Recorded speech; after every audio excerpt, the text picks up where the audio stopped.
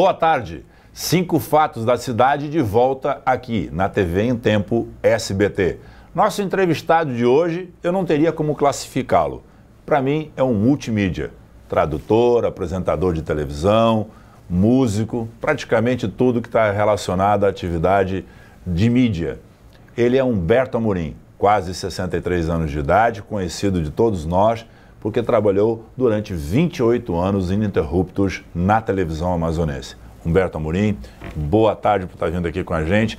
E eu, nesse primeiro bloco, vou começar por uma coisa que você ainda faz muito bem, falando 4 idiomas, estudou e morou nos Estados Unidos durante muitos anos, na sua juventude, e eu quero começar com histórias como tradutor. O que tu pode trazer para o nosso telespectador de coisas engraçadas, ou coisas inéditas, ou coisas que às vezes as pessoas nem sabem que uma atividade de tradutor traz tanto prazer e tanta alegria e às vezes tantas surpresas, né?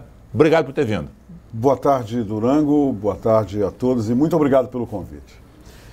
Bem, essa atividade de tradutor simultâneo de eventos, eu iniciei em por volta de 1989.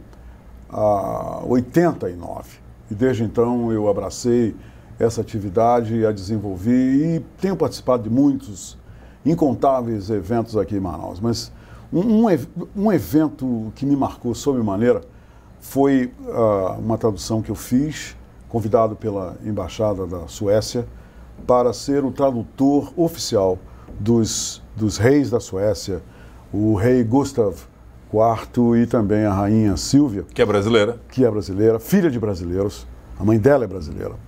E nós estivemos, então, visitando a Amazônia com a comitiva do rei e eu fui o tradutor real.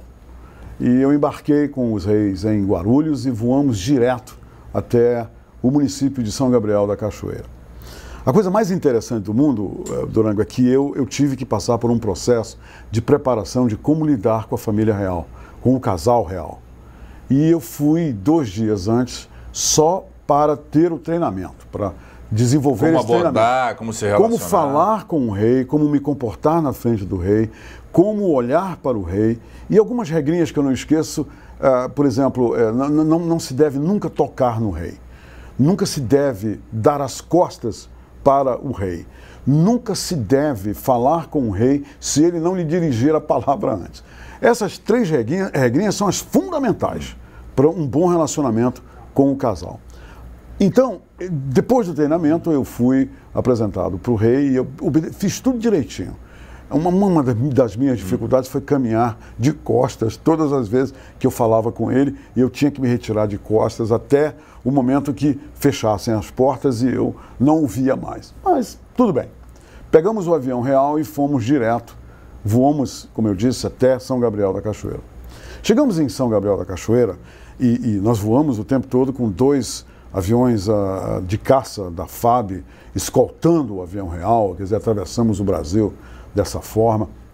E chegamos em São Gabriel da Cachoeira e nos deparamos com o ministro da Defesa, Nelson Jobim, o general Jaborandi, que comandava toda aquela região ali do Alto Rio Negro, e outras autoridades vindas de outras partes do Brasil, e, logicamente, a população indígena. E, nessa época, o prefeito de São Gabriel da Cachoeira era um indígena, e nós olhamos pelas janelas do avião e vimos, então, a comitiva lá de oficiais do nosso exército perfilada, e o rei, ele se assustou um pouquinho, porque ele não esperava que houvesse um encontro como aquele. Mas eu fui na frente e me explicaram que era uma pequena formalidade, iam tocar o hino nacional, o hino da Suécia e tudo mais, então nós iniciaríamos tudo.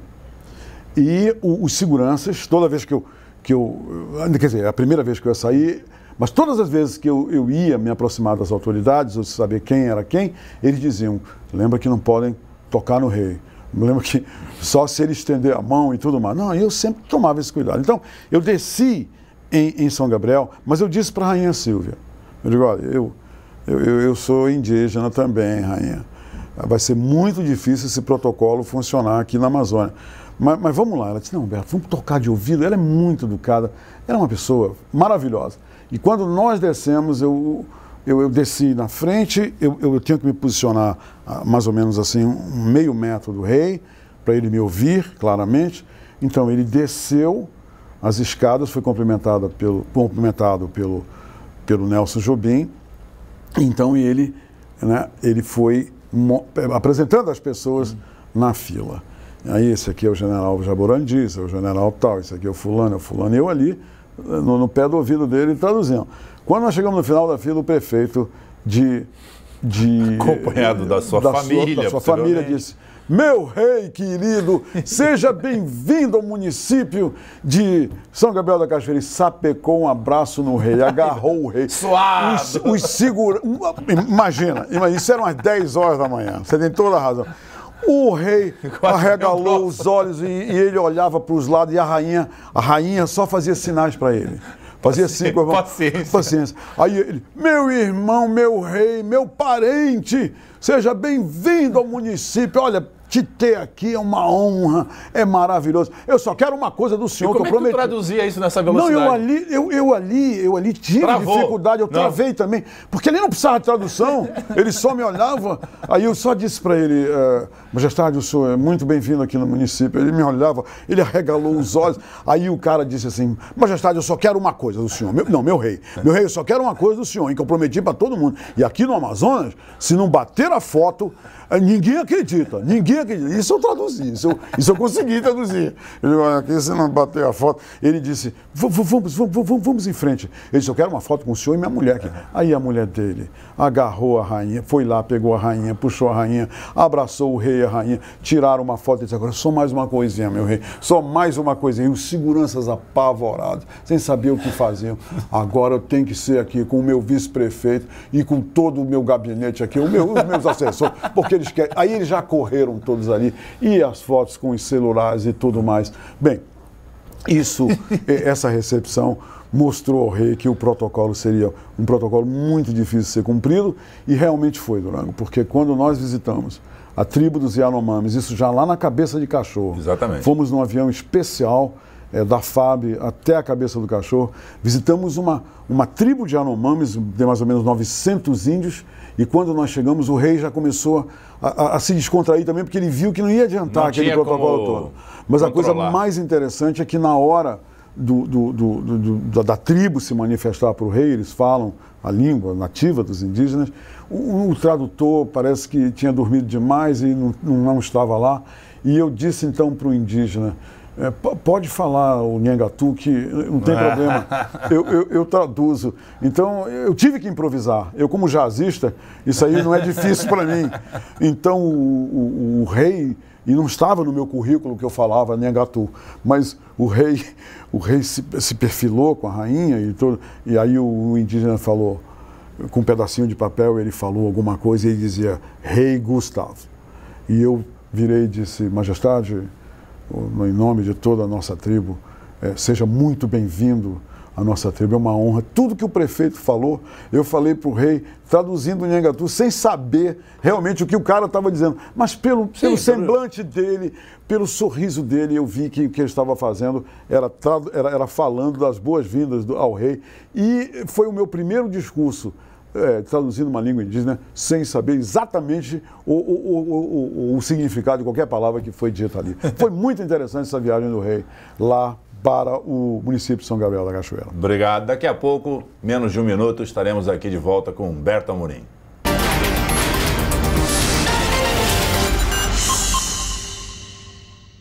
O DD Channel é um projeto de comunicação resultado da fusão das empresas The Voice Mídias Integradas, Perspectiva Tecnologia da Informação e Editora Mídia.com. Além do programa 5 Fatos da Cidade, realizado em parceria com o Grupo Em Tempo, o DD Channel também terá outras produções que serão exibidas exclusivamente nas mídias sociais. Em breve, todos os nossos projetos e produtos estarão disponíveis ao mercado. Curta agora a nossa fanpage, assine o nosso canal no YouTube e fique por dentro de todas as novidades sobre o DD Channel. DD Channel, conteúdo de qualidade e credibilidade.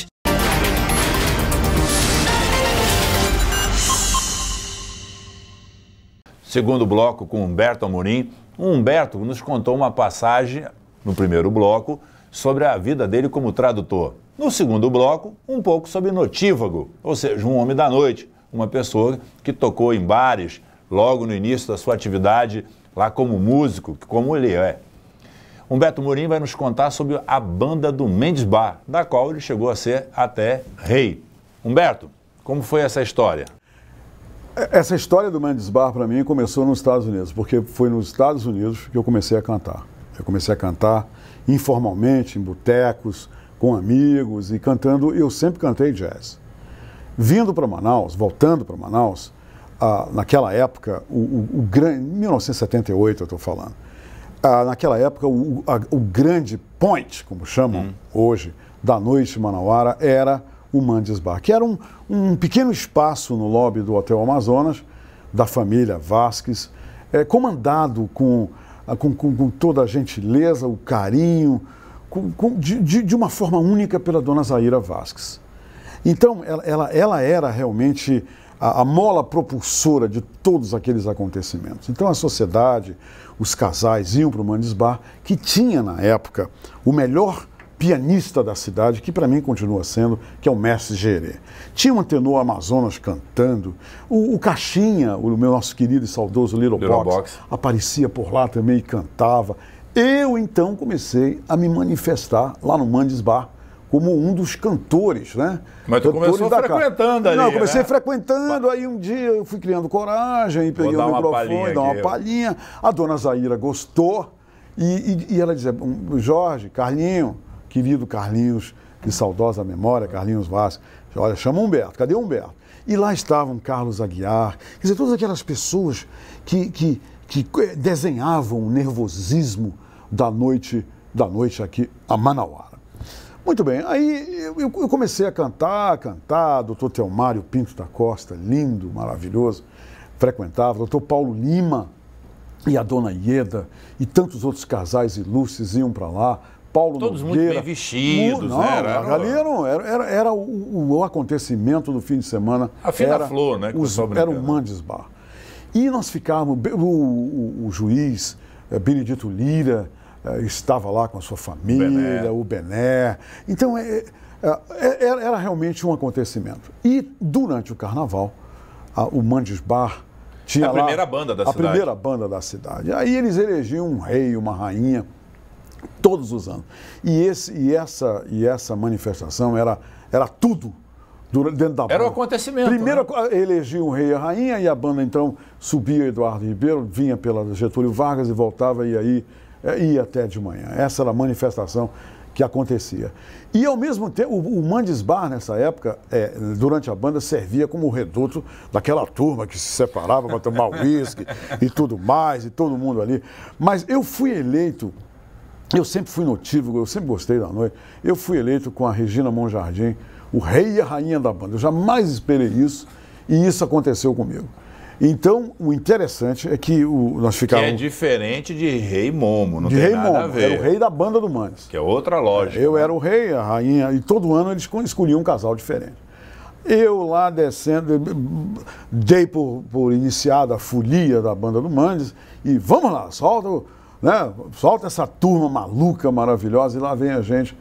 E quando nós chegamos na Eduardo Ribeiro, eu desci do caminhão lá, como rei, eu desci porque o Dominguinhos do Estácio, estava aqui em Manaus, o Dominguinhos do Estácio estava lá, e eu desci da banda para ver se eu pegava água, alguma coisa, e não tinha nada lá para gente, porque todo mundo, quem ia lembrar disso? Naquela coisa, naquela bufunfa incrível. O espírito Bufunca, amador, né? O sentimento tudo improvisado. Então, chegou ali onde era o Odeon, onde está o edifício Shopping Center hoje, chegou ali naquela esquina, eu desço e vou pegar a água. Quando eu estou fazendo isso, a Amelinha Loureiro, que à época é mãe das minhas filhas, ela se aproxima com as meninas, elas eram pequenininhas, aí coloca a Nicole nos meus braços e diz, segura ela aqui.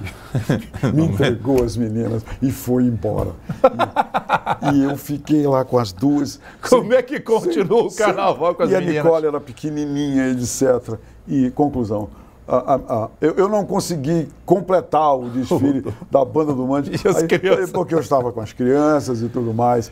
E isso é uma recordação que eu prezo muito. O Bar dos Cornos, tu frequentou? O Bar dos Cornos, sim. O Bar dos Cornos eu ia todo fim de semana com a minha família. Sábado?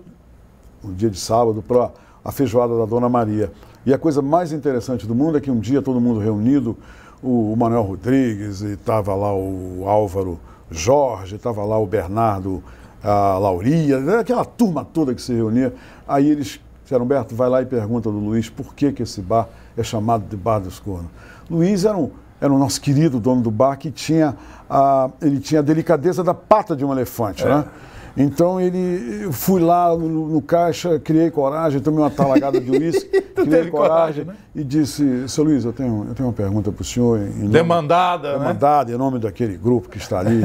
Aí ele ficava lá no caixa com um lápis, segurando o meu. Diga, senhor Humberto, veja bem o que o senhor vai me perguntar, hein? Eu digo, seu Luiz, é o seguinte, com uma humildade de Jó, eu disse, seu Luiz, a turma quer saber por que este bar é conhecido, que o bar é Bar São Marcos. Por que esse bar é conhecido como Bar dos Cornos?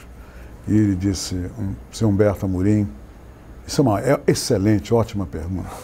Esse bar é chamado de Bar dos Cornos há muito tempo, desde a época que o senhor e seus amigos começaram a frequentar. É porque vocês frequentam esse bar que ele ganhou esse nome de Bar dos Cornos. Eu jamais esqueci essa resposta. E o Alciage, nosso grande amigo e irmão, ele não esquece dessa história e ele anda contando essa história por aí. É por isso que o bar ganhou esse nome. Depois virou uma banda por 2 anos, era Boca, Banda Organizada Cavalo de Aço, em homenagem a ele. Em homenagem ao seu Luiz. E daqui a pouco, mais um minuto, estaremos de volta para o terceiro bloco com o nosso multimídia Humberto Amorim.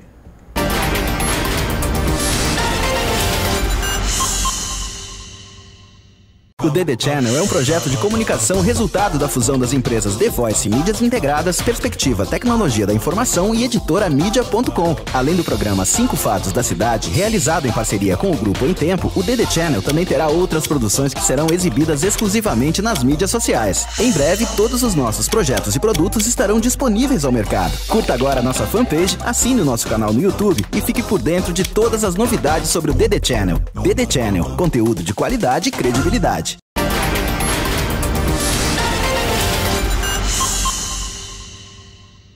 Cinco Fatos da Cidade, com Humberto Amorim. Humberto, tu é doido. E olha a intimidade que eu tenho contigo. Tu cheirou cocaína ao vivo na televisão? E lambi. E me conta esses micos da televisão. Essas histórias malucas. É o seguinte. Deve ser uma reportagem científica essa, né? É o seguinte, eu iniciei na televisão com um programa chamado Oficina de Turismo na televisão Amazonas. Isso em 1984. E esse programa ia ao ar... 30 anos agora. Exatamente. Esse programa ia ao ar das 5 às 6 da tarde, lá na sede que era na Cachoeirinha. Carvalho Leal. Foi assim que eu entrei na televisão. Graças ao meu padrinho querido, doutor Milton de Magalhães Cordeiro, que me deu essa chance. E até hoje eu estou fora da televisão, mas a televisão está em mim e estará sempre. Muito bem. Aí eu comecei um programa que tinha assim, um viés parecido com o seu, e eu resolvi mostrar coisas da cidade, tratar de coisas da cidade de Manaus. Porque eu voltei do Japão, eu fiz uma viagem ao Japão e vi um programa lá no Hotel Otani, eu vi sobre Tóquio. Eu disse, mas isso aí eu posso fazer lá em Manaus, sobre Manaus. O formato te chamou a atenção. Era para turistas. Eu vi no apartamento mostrando as curiosidades de Tóquio, as coisas interessantes de Tóquio. E eu fiquei fascinado, voltei para Manaus, fui com o Dr. Milton, vendi essa ideia para ele. Ele comprou a ideia. Ele comprou e eu entrei em televisão. Foi assim que eu entrei na televisão aqui em Manaus. Muito bem. Aí eu resolvi mostrar para as pessoas. Aí eu ficava bolando as coisas. O que eu posso mostrar sobre Manaus? Que loucura eu posso mostrar sobre as pessoas de Manaus? Era semanal, era diário? Era uma vez por semana no sábado. No sábado também, tipo o meu. Das 17 às 18 horas. Aí eu resolvi convidar o superintendente da Polícia Federal, Ivo Americano, para mostrar para as pessoas as drogas. Porque as pessoas falam em maconha, cocaína e etc, etc. Não sabe nem como mas é que o povo, será que o povo, eu bolei isso, será que o povo sabe como é a maconha, como é que ela é vendida? E será que o povo pode identificar o que é maconha, cocaína? Fui lá com o Ivo Americano e disse, superintendente, eu gostaria de mostrar ao vivo, o senhor iria. E ele concordou. Um aparato de segurança na TV Amazonas para poder entrar com essa cocaína apreendida. Do depósito, levar. Eu não sei se hoje faria uma coisa dessa. Não sei. Mas ele levou cocaína, levou na boa vontade, né? Tudo em termos de drogas. A cocaína em pó, a cocaína, que naquela época não chamavam de crack, tinha um outro nome, pasta base, se não me engano. E levou a folha da maconha, levou a maconha moída, levou a maconha já pronta, o cigarro da maconha. E nós botamos uma mesinha em frente, entre nós dois, uma mesinha assim. Para facilitar e colocaram lá, colocaram tudo, seguranças aqui no estúdio para ninguém entrar, ninguém podia chegar perto daquela droga. Ele levou um pouquinho de cocaína. Eu digo, superintendente, vamos começar por aqui. Aí ele, olha, isso aqui, Humberto, é a maconha. E a maconha, ela é uma folha. Aí vem na folha, é secada. Ele contou a história. Aí as pessoas pegam esse papelinho aqui, esse papelote, enrolam, aí acendem e mostrou, então, o cigarro da maconha. E aqui, Humberto, aí ele abriu um potinho assim, com um pouquinho só de cocaína. E eu nunca tinha visto a cocaína daquele jeito. Eu olhei, aquele pozinho branquinho. Aí eu olhei, isso aqui, Humberto, essa é a cocaína, essa aqui. E ele contou, então, dos malefícios da cocaína. Os efeitos, né? Efeitos nas pessoas. E o que acontece, enquanto ele falava... Aí tu puxou. Não, eu meti esse dedo aqui. Como em filme, né? Que o pessoal para testar, né? Aí, ainda bem, Durango, que a cocaína foi o último produto que ele mostrou. Porque eu... E ele não notou. Mas os seguranças notaram eu fazer aquilo. Aí eu peguei, sem ele notar, eu novamente... Porque as pessoas cheiram cocaína, não dizem, né? Cheiram cocaína. Aí de repente, Durango, eu não estava sentindo a minha boca, eu não estava sentindo a minha língua, estava alguma coisa estranha acontecendo comigo. E eu disse, pois é, então isso é a cocaína, e olha, isso aqui é uma coisa letal, mata as pessoas, destrói as pessoas, destrói as famílias. Então, tu já estava parado. Não, eu estava longe, eu olhava para ele, eu queria falar, aí ele, então as pessoas devem ficar longe disso, e denunciar quem aparece por aí vendendo isso, negociando, porque é contra a lei, é crime. Aí eu virei para ele, travou. As pessoas... Eu queria falar e eu não tinha. Aí eu falei, eu acho que eu não estou bem. Eu não sei se tem essa gravação lá na TV Amazonas, porque foi há tantos anos. Conclusão, não terminei o programa e o Ivo Americano foi maravilhoso, porque aí foi que ele percebeu o que estava acontecendo e ele encerrou o programa. Bem, e ele não registrou também que eu estava ali, mas ele viu que eu não estava legal, que eu não... E, conclusão, não terminei o programa, quem terminou foi ele, e ele disse, bem, muito obrigado a todos, etc. Um minuto, me dê mais outro mico. Outra brincadeira. Um mico, foi ser recente. Trouxeram uma nota no meio do jornal lá que eu apresentava na TV Amazonas sobre a inauguração de um SPA lá no Coroado. Para mim, que domino a língua inglesa, SPA para mim é spa. Então eu disse, bem, aqui uma grande notícia, quando eu vi a notícia, tu achou que era uma nota luxo, seca, né? uma nota seca. Eu digo, olha que notícia maravilhosa nós temos, a boa notícia do dia.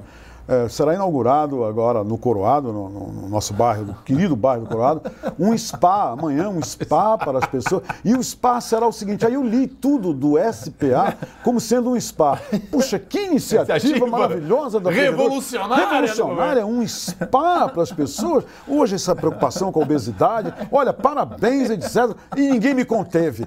E uma senhora me encontrou agora recentemente, ano passado, em novembro, e perguntou para mim, Humberto, olha que coisa, esse povo da prefeitura engana muito, né? Porque nunca inauguraram aquele spa que você falou. Nós estamos esperando lá no Coroado isso há um tempão, Humberto. E o spa, até hoje. Quer dizer, em vez de SPA, propaganda enganosa. Eu li spa, propaganda enganosa. Mas isso aí a culpa foi toda minha.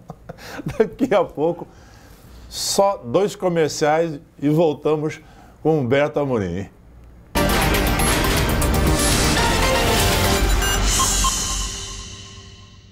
O DD Channel é um projeto de comunicação resultado da fusão das empresas The Voice Mídias Integradas, Perspectiva Tecnologia da Informação e Editora Mídia.com. Além do programa 5 Fatos da Cidade, realizado em parceria com o Grupo Em Tempo, o DD Channel também terá outras produções que serão exibidas exclusivamente nas mídias sociais. Em breve, todos os nossos projetos e produtos estarão disponíveis ao mercado. Curta agora a nossa fanpage, assine o nosso canal no YouTube e fique por dentro de todas as novidades sobre o DD Channel. DD Channel, conteúdo de qualidade e credibilidade.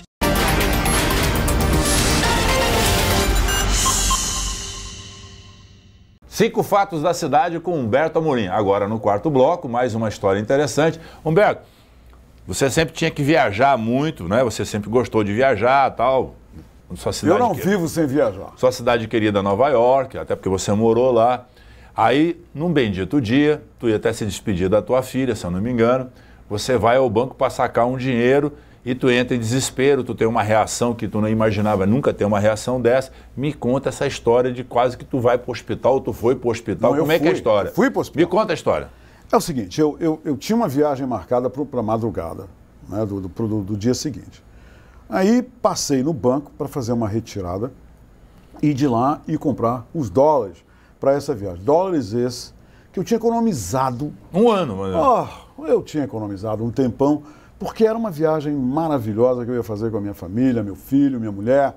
E longa. E longa. Férias e tal. Então eu passei no banco, como um bom brasileiro, eu deixei tudo para a última hora, passei no banco, retirei o dinheiro, mas marquei com a minha filha, a Nicole Amorim, marquei com ela para nós almoçarmos de um almoço de despedida. E falei para ela, vai lá para o Palazzolo, me espera lá. Djalma Batista. Da Djalma Batista. Aí eu me espera lá, que eu não vou de carro. Eu vou lá no banco, retiro o dinheiro, pego um táxi, venho para cá, troco o dinheiro.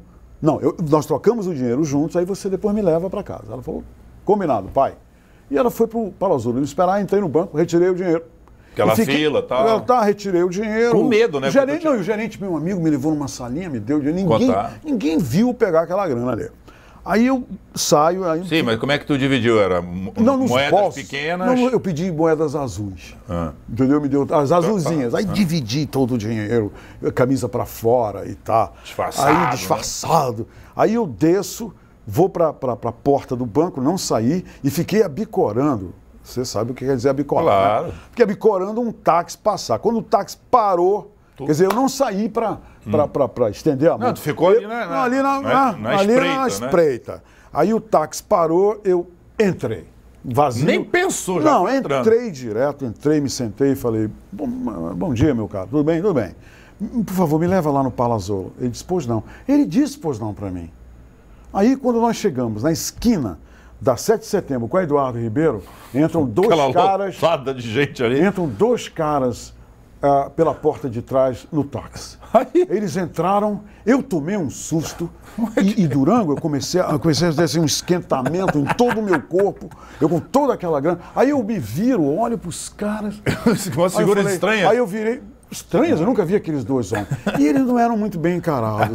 Eu também não sei, na hora, eu em pânico, eu já entrei em pânico de saída. 3 segundos eu estava em pânico. Aí eu falei, meu Deus, eu não mereço isso. Todo o meu dinheiro, para minhas férias, minha viagem. Esses caras vão levar meu dinheiro, esses assaltantes estão aqui dentro, estão armados, daqui a pouco... Tu não pensou em descer ali naquela hora? Nada. Eu comecei a analisar a situação. Eu fiquei totalmente bestificado. Aí eu falei, meu Deus, eu vou já botar o revólver aqui em mim. Tipo a cocaína. Aí eu digo, o que eu faço? Eu comecei a bolar a minha reação. Quando nós chegamos, naquela época, era Mesbla. Quando nós chegamos, paramos ali na frente da Mesbla, na esquina da Henrique Martins, quando nós paramos ali, entra outro cara. Aí eu me viro. Tem 3 caras atrás do táxi. Tudo armado, né? Aí eu digo, tá tudo armado, vão acabar comigo. Aí o motorista segue em frente. Tranquilo. Tranquilo, quando chega ali atrás do Teatro Amazonas, eu me volto pros caras e digo, olha aqui, seus vagabundos, seus desgraçados, seus filhos da... Pode soltar a palavra. Não, olha, vocês não vão levar nesse caralho o meu dinheiro, porque eu lutei por esse dinheiro. Eu surtei. Eu surtei, Durango. E a reação dos caras? Não, os caras arregalaram os olhos. E aquilo ali foi um negócio que eu pirei geral. Vocês não vão levar, vocês vão ter que me matar, porque... Mas meu dinheiro, vocês não vão levar nada. caralho! Aí eu gritava essa palavra, eu disse essa palavra várias vezes. Aí o motorista de táxi vira para mim e disse, meu senhor, por favor, pelo amor de Deus, se acalma. Ele parou o táxi. Isso aqui é um táxi lotação. Aí eu disse, o quê? Ele disse, é lotação isso aqui. Eles estão aqui porque eles vão para algum lugar também. Aí foi que eu me toquei. Que não era assalto, que não era nada. Aí eu, sem saber o que fazer, paguei o cara, saí, fiquei com a cara de leso no meio do Eduardo Ribeiro. Isso que é sem saber o que queria. Peguei um outro táxi. A melhor definição de leseira, né? Leseira. E assim, me senti envergonhado daquilo que eu tinha feito. Tu já foi assaltado em Manaus alguma vez? Não, fora daqui sim. Aí fui direto lá para o Palazzolo. Quando eu cheguei no Palazzolo, minha filha viu que eu estava estranho. Eu não dizia meio coisa branco, com né? coisa, meio branco. Eu não estava dizendo coisa com coisa. Graças a Deus eu consegui chegar. Conclusão. A adrenalina, a subida e descida dessa adrenalina modificou minha pressão corporal. Me levaram para o pronto-socorro. Conclusão, eu fui internado. Quase que tu não viaja então à noite. Quase, fui internado e para trazer minha pressão de volta, eu tive um surto no meu metabolismo, que tudo se desencontrou. Conclusão, tudo isso porque eu achei esse pavor, né, esse pânico, que aqueles cidadãos, eu aproveito para pedir desculpa deles agora por eu ter feito isso. Se eles estiverem assistindo o seu programa, me perdoem. Mas não iam levar o teu dinheiro? Não, eles eram passageiros. Tu ia morrer, mas tu não ia. Não iam, não. Naquele dia eu ia morrer. Tu ia para Nova York? Eu ia para Nova York. Eu não ia morrer. Valeu.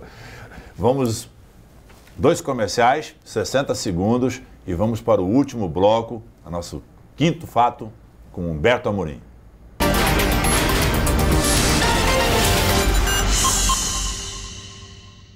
O DD Channel é um projeto de comunicação resultado da fusão das empresas The Voice Mídias Integradas, Perspectiva Tecnologia da Informação e Editora Mídia.com. Além do programa 5 Fatos da Cidade, realizado em parceria com o Grupo Em Tempo, o DD Channel também terá outras produções que serão exibidas exclusivamente nas mídias sociais. Em breve, todos os nossos projetos e produtos estarão disponíveis ao mercado. Curta agora a nossa fanpage, assine o nosso canal no YouTube e fique por dentro de todas as novidades sobre o DD Channel. DD Channel, conteúdo de qualidade e credibilidade.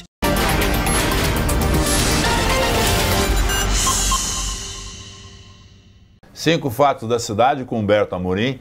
O Humberto Amorim foi o meu primeiro entrevistado que conseguiu fazer o inédito. Ele trouxe 35 histórias. É melhor sobrar do que faltar. Eu fiquei louco aqui. Foi a entrevista, vamos dizer assim, mais complexa, porque a cada bloco, né, tem um intervalo. Como o programa é gravado, todo mundo sabe, não é ao vivo, a gente fica discutindo aqui, porque não tem como fazer isso antes. E aí tivemos que fazer vários cortes, e desses cortes perdemos muitas histórias interessantes. E eu tomei a decisão, um pouco autoritária, Humberto, vamos fazer o seguinte, como tu conviveu com todo mundo na cidade de Manaus, conte uma história de um personagem político, e é isso que eu vou te pedir nesse quinto e último bloco. Eu iniciei no rádio através de um programa chamado Oficina Editorial. O mesmo nome do programa de televisão eu dei ao programa de rádio, na Rádio Amazonas FM. E na Rádio Amazonas FM hoje eu estou há exatamente 28 anos também, agora.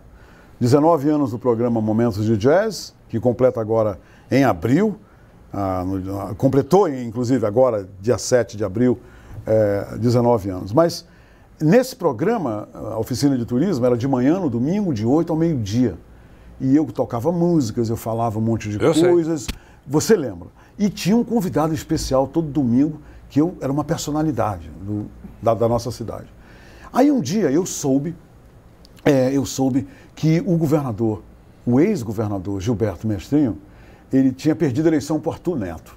Ele estava aí no ostracismo, cuidando da sua vida pessoal. Das cicatrizes da derrota. Da derrota, dos seus netos, da sua família e tudo mais. Aí eu soube disso, mas também me disseram que há 2 anos ele andava pelo interior, de município a município.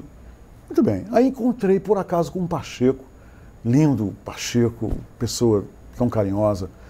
Aí eu digo, Pacheco, leva lá o governador para conversar comigo no domingo. Poxa, eu nunca entrevistei o governador, eu nunca conversei com ele, eu não o conheço pessoalmente.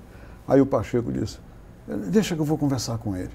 Quer dizer, há 2 anos ninguém entrevistava ele, ninguém procurava ele. Ostracismo. Ostracismo total. O Gilberto vinha em Manaus, ia embora, ia no interior, mas ninguém queria saber dele. né? Perder o poder era outra coisa. Muito bem. Aí, quando é, Humberto? No domingo, 8 horas da manhã, lá na Rádio Amazonas. E naquela época, na Rádio Amazonas, onde é a sede hoje da Rede Amazônica de Televisão, era um descampado, era um quintal enorme, e a rádio ficava lá no quintal.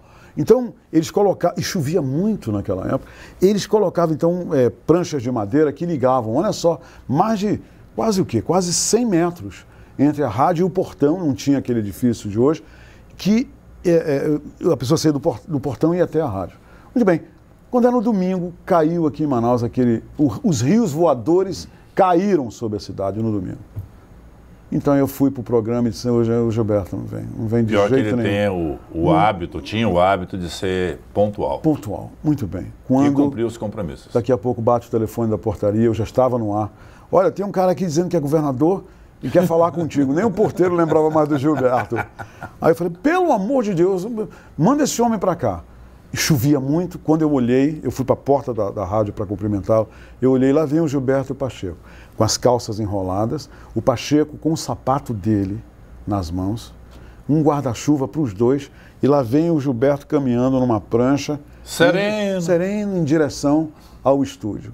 Ele chegou lá, pegamos lá um papel higiênico no banheiro para enxugá-lo e tal, e o Pacheco, e ele entrou no estúdio, não houve entrevista. Ele dominou o programa, ele contou as histórias do interior, contou outras histórias, contou a história do jacaré em Inhamundá, 6 milhões de jacaré em Inhamundá. Eu perguntei, Gilberto, como é que contaram esse jacaré? Quem contou esse jacaré? Aí ele olhou para mim, ficou quieto, aí me deu uma aula sobre ovíperos e tudo mais. E ele foi maravilhoso, foi maravilhoso. Aí quando acabou o programa eu disse...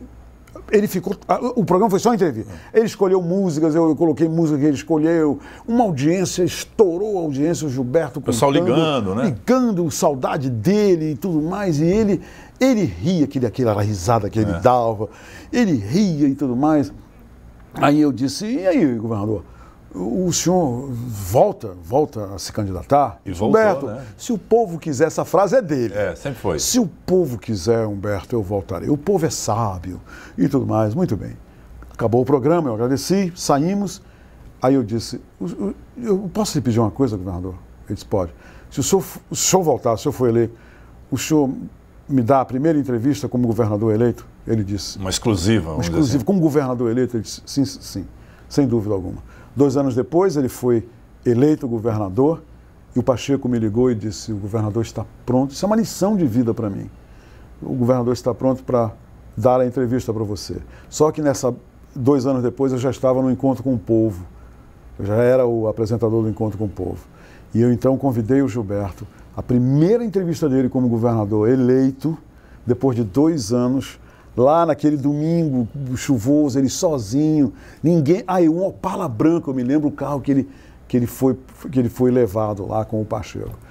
Aí eu cheguei na televisão por volta das 7 horas da noite, Durango, e ali na Carvalho Leal, Durango, ninguém trafegava. Era carro alegórico, era carro de som, era trio elétrico, uma multidão na frente da televisão para saudar o Gilberto, governador eleito, que ia dar uma entrevista. E eu fiquei olhando aquela multidão e digo, olha só a diferença, eu pensando, de um homem com o poder e o mesmo homem sem o poder.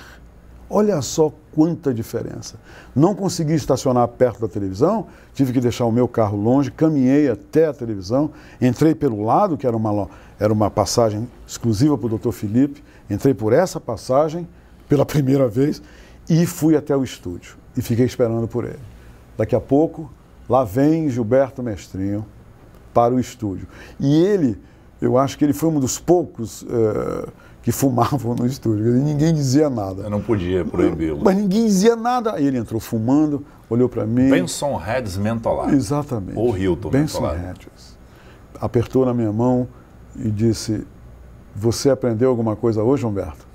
Eu olhei para ele e disse, claro, governador, claro que eu aprendi. Foi uma entrevista maravilhosa, inesquecível, ele dizendo o que ia fazer nos próximos 4 anos como governador do Estado. E agora essa lição de vida, que um político sem poder é outra coisa e com poder é outra coisa, eu jamais vou esquecer. E eu aprendi alguma coisa hoje, olha, apertando a sua mão também. Muito obrigado. Foi uma honra, muito obrigado pelo convite. E se você gostou, repita. eu ficaria honrado de ser convidado novamente. Com 35 histórias, dá 7 programas. Faltam muitas histórias ainda. Obrigado, Durango. Muito obrigado, uma boa tarde a todos vocês e até o próximo sábado com mais um entrevistado contando as histórias da cidade e dos personagens mais importantes de Manaus.